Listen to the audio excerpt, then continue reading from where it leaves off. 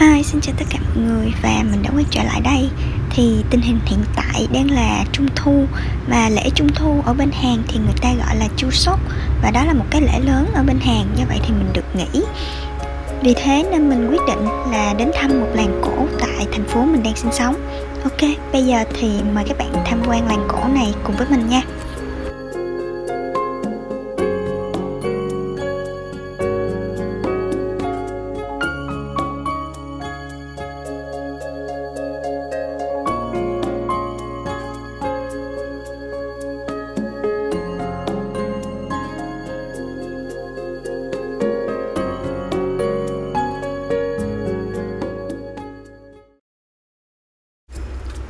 Rồi, ok, thì ngôi làng này có tên là OM và nó mất mình khoảng từ trường đại học của mình thì đi khoảng tầm 10 phút bằng taxi để đến được ngôi làng này. Đầu tiên thì đến ngôi làng thì mình khá là bất ngờ, tại vì mình nghĩ là trong thời gian này sẽ rất là vắng người, nhưng mà thật sự thì khu này nó rất là nhộn nhịp, trái ngược hẳn với cái không gian ở khu xung quanh trường đại học của mình luôn. Tại vì hiện tại thì tất cả các sinh viên đều về quê hết rồi, nên là trường của mình rất là vắng. Nhưng mà ra đây thì mọi thứ nó nhìn kiểu là rất là tấp nập và đông đúc luôn á. Ok, rồi bây giờ mình sẽ đi vào trong và mình mua vé. Thì đây là cái bảng giá vé để show cho mọi người xem. Thì giá vé thì nó cũng không quá đắt lắm ha. Nhưng mà hôm nay vì là ngày lễ nên là cái chỗ này nó mở cửa free cho tất cả mọi người luôn, và mình không cần phải mua vé mọi người ạ. Ok, thì ở đây là có để có chữ là Hanbok Culture Week, nhưng mà không biết nó tổ chức ở đâu, đi một hồi thì cũng không tìm thấy được. Rồi thì đây là cái chỗ để mà người ta lấy một số cái phiếu thông tin để có thể đi sâu vào bên trong làng, những cái phiếu hướng dẫn. Ok, thì mình sẽ đứng ở đây chờ một chút rồi để lấy mấy cái phiếu thông tin đó.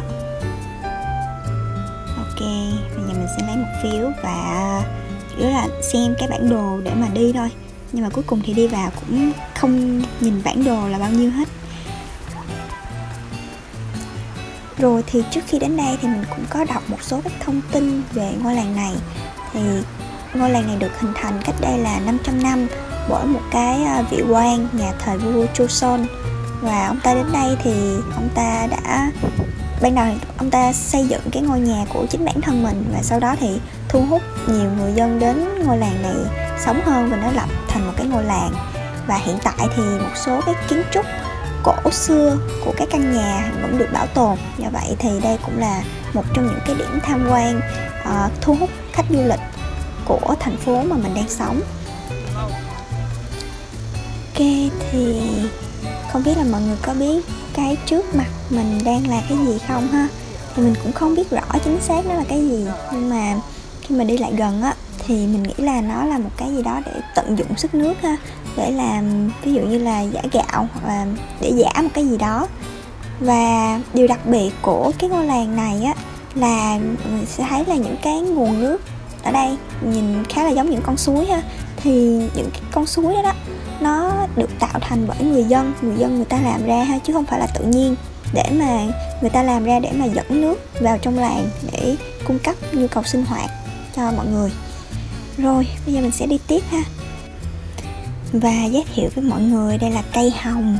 Và lần đầu tiên trong đời mà mình thấy cây hồng luôn, và nó rất là sai quả ha mọi người, có rất là nhiều trái ở đây, nhìn mà cực kỳ mê luôn. Thì mình không biết rõ là người ta trồng ở đây thì người ta có thu hoạch hay là đem đi bán để kiếm thêm thu nhập hay không, và cũng không biết rõ là mình có được hái đem về hay không nữa. Nhưng mà nhìn cực kỳ thích luôn.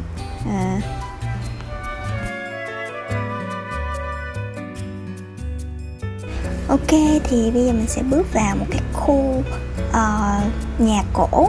Thì cái khu này là nó được xây dựng nên bởi những cái gọi là những cái ngôi nhà đặc trưng nhất trong cái ngôi làng này. Và cái khu này được xây nên để mà người ta tham quan. Thì khi mà đi sâu vào bên trong á, thực chất là nó có rất là nhiều ngôi nhà ở đây. Và những người dân hiện tại thì những người dân vẫn còn sinh sống trong những cái ngôi nhà này ha. Nhưng mà những cái nhà này thì nó được lấy ra để làm mẫu, để tham quan thôi. Còn khi mà đi vào á, trong của nhà người dân thì mình không có tham quan được, tại vì người ta đang ở trong đó mà. Khá là may mắn khi mà hôm nay mình đi thì thời tiết hôm nay nó rất là thích hợp để mà đi dạo quanh và đi tham quan những cái chỗ như thế này. Rồi thì ở đây thấy mọi người bu đông quá nên mình cũng tò mò bu vào, thì thấy là người ta đang làm bánh và mọi người ở đây có thể ăn thử. Nhưng mà tình hình hiện tại thì mình thấy ăn thử nó nguy hiểm quá nên mình không có thử, chỉ đứng lại một lúc. Thì không rõ là người ta đang làm bánh gì, nhìn khá là giống bánh gạo ha mọi người, tteokbokki, mà không biết có phải không. Mình cũng không thử nên mình cũng không biết là cái vị nó như thế nào. Thì nếu mà mọi người có ai biết tên của cái bánh này thì mọi người có thể comment ở đây nha. How do you feel? 그래. Bingsu? Yeah, the ate it's not tasty. 떡도 할인이? I felt the flavor in my. 앞에 사람 주셔야 되는데. Và đây là một cục bồ mà mình đã quay lại được. Mình đang mặc đồ hanbok để đi dạo quanh cái khu này, nhìn khá là dễ thương ha. Bầu trời hôm nay cực kỳ trong xanh luôn á mọi người, vô cùng đẹp. Thì cái khu mà mình đang đứng, theo như mình đọc ở trên cái bản đồ thì nó là promotion hall. Không biết dịch ra tiếng Việt là như thế nào ha, chắc là cái khu mà để người ta quảng cáo các gian hàng đó, giống như là bánh mà người ta làm cho mọi người ăn. Ngoài ra thì mình nghĩ là cái sân ở trước mặt mình thì nó dùng để tổ chức những cái sự kiện lớn, những cái văn nghệ ở đây. Còn đây là những cái cây mà người ta khắc lên như thế này, thì chắc là để xua đuổi tà ma gì đó theo phong tục tập quán ngày xưa.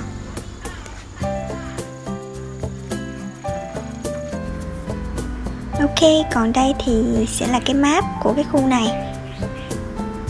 Rồi thì tiếp theo sau đây mình sẽ tham quan những cái ngôi nhà cổ đặc trưng của các tầng lớp thượng lưu, trung lưu và hạ lưu ở khu này.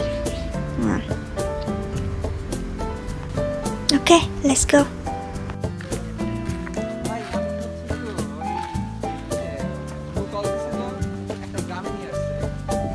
Thì sau khi mà càng đi vào trong ngôi làng này thì mình nhận ra một điều là cây hồng được trồng khắp mọi nơi ở trong cái ngôi làng này. Đây, mọi người có thể thấy đây là một cái cây hồng khác, và nó nhỏ hơn ha, nhưng mà nó cũng có rất là nhiều trái.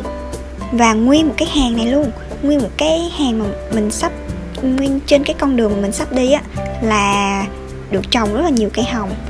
Ngoài ra thì còn có một số cây khác nữa mà mình sẽ quay cho mọi người xem. Trời ơi, sống ở một nơi này thật là thích. Cá nhân mình thì đặc biệt mình là một người rất là thích ăn trái cây, nên là mình rất thích những cái nơi nào mà trồng nhiều trái cây.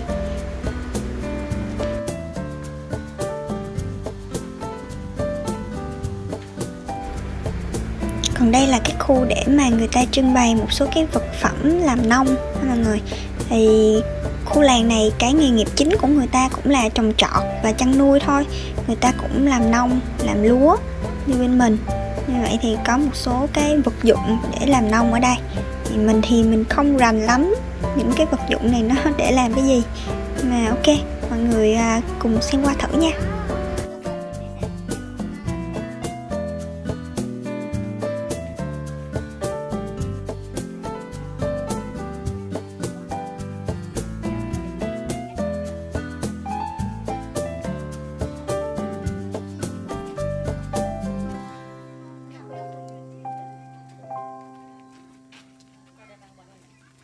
Thì bây giờ mình sẽ cùng tham quan cái ngôi nhà đầu tiên trong ngôi làng này, là ngôi nhà của tầng lớp thượng lưu. Thì mọi người sẽ thấy là bên tay phải của mình có những cái viên đá nó được xếp chồng lên nhau. Thì mọi người sẽ thấy là những cái tường ở đây người ta sẽ xây bằng cách là người ta đặt những cái viên đá chồng lên nhau. Và người ta cũng có một cái trò chơi, người Hàn người ta cũng có một cái trò chơi là người ta sẽ đặt những cái viên đá chồng lên nhau, và ai đặt được cái độ cao mà cao hơn á thì người đó sẽ thắng. Người sẽ thấy là ở đây người ta đặt những cái rất là nhiều viên đá ở đây ha.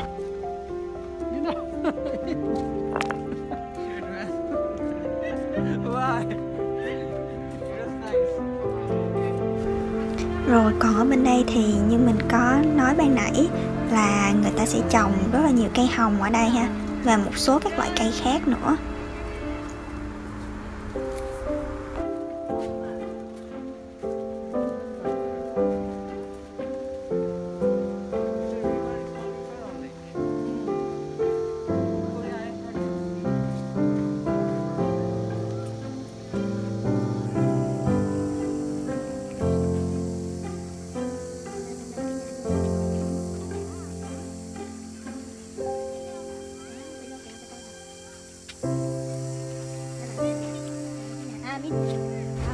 Ok, thì đây là căn nhà xịn nhất ở trong đây ha mọi người.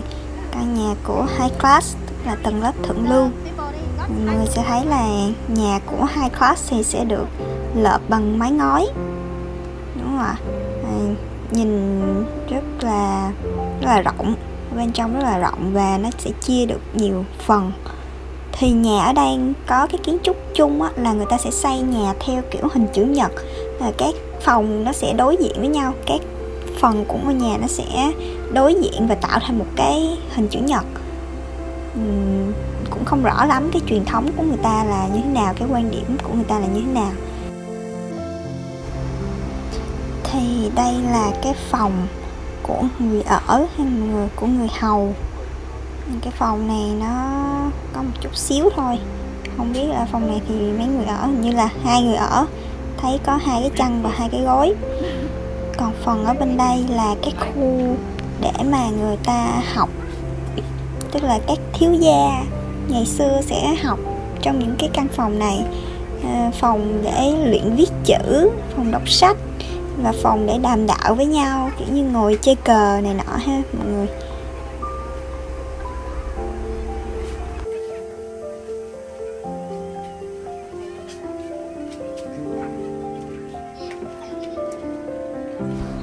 Thì ở đây có 2 chú này ngồi chơi cờ nè.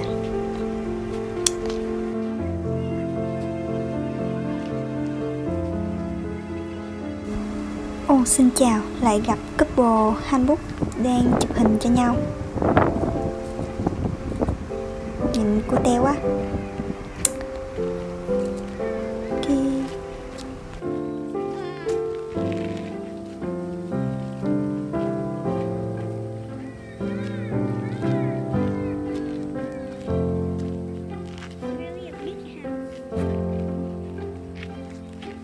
Ok, giờ rộng quá, có 2 cửa, đang đứng suy nghĩ không biết đi cửa nào. Rồi, chắc là mình đi vào cửa này trước đi ha. Thì bên đây thì nó cũng liên thông với nhau hết thôi mọi người. Ở đây có một cái tấm dạt nằm ngủ trưa ở đây thì chắc là đã ha. Rồi bên đây thì đó, mọi người sẽ thấy là nhìn ở bên trong là nó là một cái hình chữ nhật thôi, đi vào cửa nào cũng được. Đây là trên đây có một chữ ha, thì không biết là ghi tiếng gì thì phiền mọi người dịch giùm mình. Ở đây thì nhìn ngược về hướng hồi nãy thôi, nhìn ngược về hướng ra cổng. Ở đây là cái phòng để người ta đọc sách nè. Ngoài ra thì có chăn gối nữa.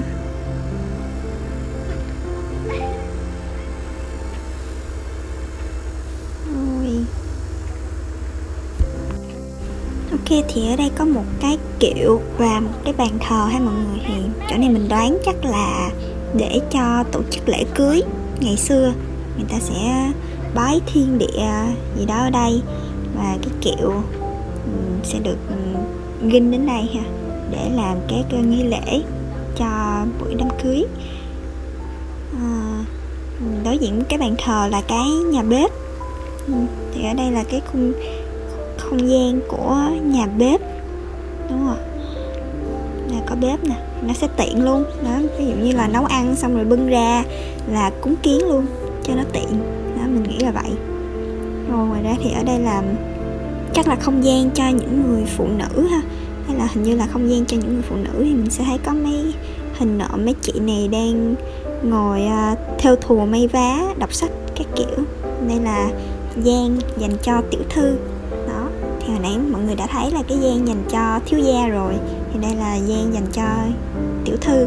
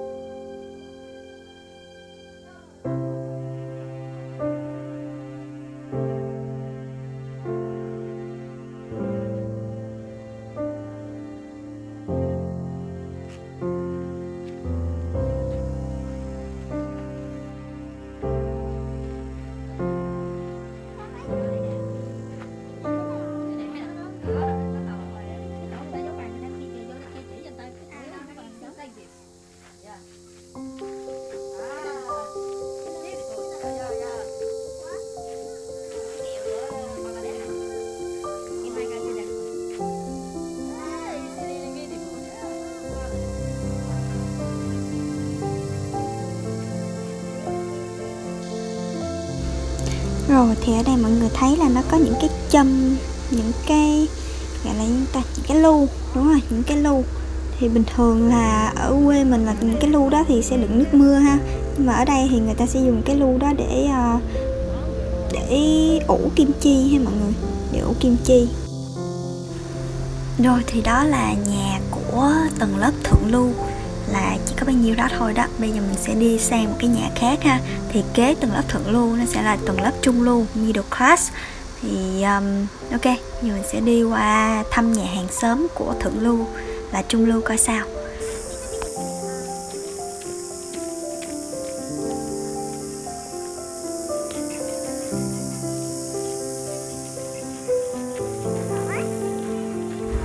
Thì mình thấy là nhà của trung lưu với thượng lưu thì cũng không có khác nhau là mấy.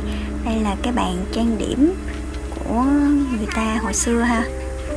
Nó cơ bản thì nó cũng giống nhau thôi. Đây còn có một cái đôi dép cao su.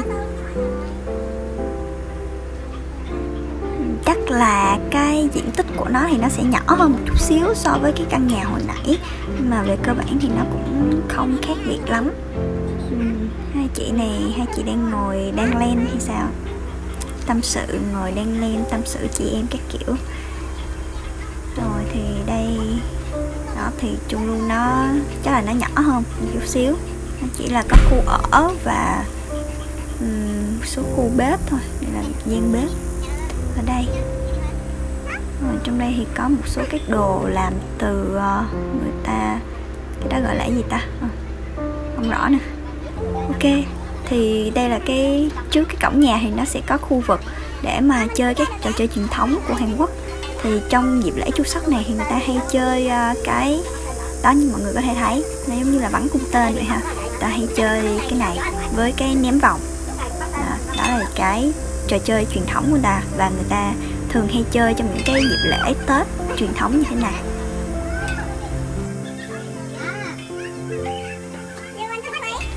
Ok, rồi thì bây giờ mình và các bạn cùng đi với mình sẽ chơi thử hai cái trò này, nhưng mà cực kỳ khó luôn á mọi người ơi. Chơi cái cung tên là mình không ném vào cái nào hết, còn chơi ném vòng thì ném vào được một cái. Đang định chơi thì có hai bé vào chơi trước nên nhường cho hai bé, và mình sẽ qua chơi cung tên trước.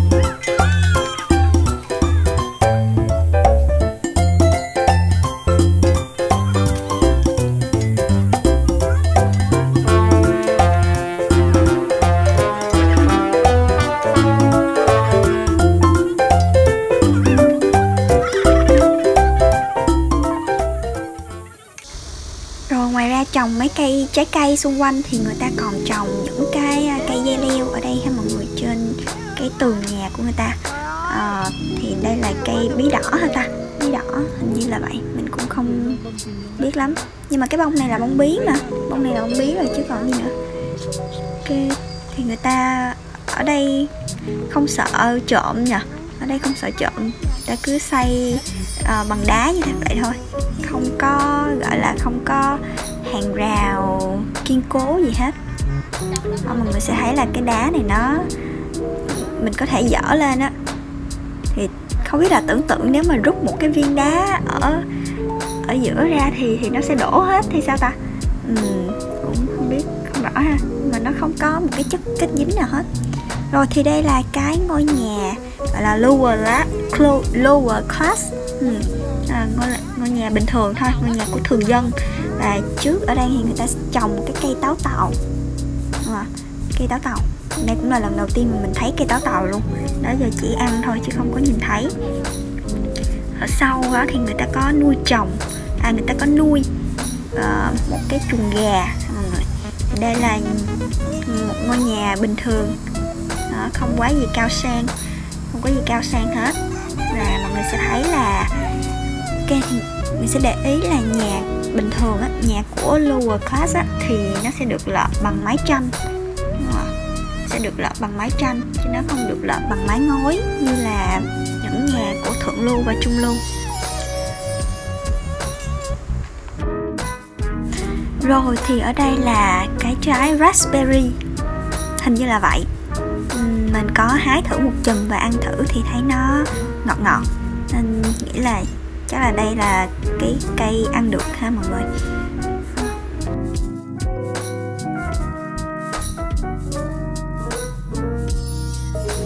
Ok, thì vừa rồi cũng là cái ngôi nhà cuối cùng mà chúng ta có thể được tham quan. Còn nếu mà đi tiếp nữa thì mình sẽ bắt gặp những cái ngôi nhà mà hiện tại người ta đang sinh sống, người dân người ta đang sinh sống trong cái ngôi nhà đó. Và do vậy thì mình không thể nào mà tham quan nhà người ta một cách tự do được. Thì mình cũng xin phép kết thúc video tại đây. Ngoài ra thì từ đây đến cuối video sẽ là những cái cảnh mà mình đi tham quan sâu hơn vào trong ngôi làng này. Thì nhìn cảnh nó khá là bình yên, do vậy thì mình cũng muốn chia sẻ những cái cảnh đó đến với mọi người. Và nhân dịp Trung thu này thì cũng chúc mọi người có một cái Tết Trung thu thật là vui vẻ và ấm áp bên gia đình. Rồi, thì cảm ơn mọi người đã theo dõi đến hết video và hẹn gặp mọi người vào những video tiếp theo. Bye bye!